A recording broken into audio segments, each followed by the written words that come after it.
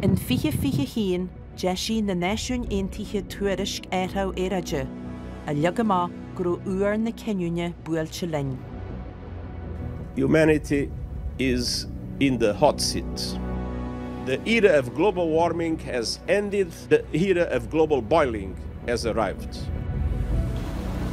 They make fechans in the picture sin a telefís, ach an rud a higas an uair sin tús an áta. Ní rud isceach tú a bhí ann, ach sort an gná rud a bheits ann as seomach. Tafadú na teortaí is airde I riamh le blianta beag nuas. Leis an amsir hé, teag sturmatha níos cuairtaí is buiste níos déine.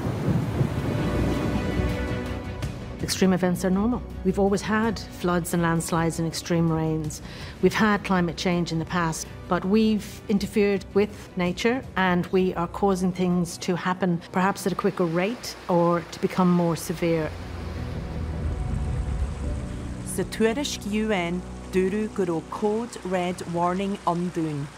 Mar Ellen tá éire faoi bhagairt tuilte ar leith ó ardú leibhéal farige agus méadú feataine I chur imhneatha faoi bhrú.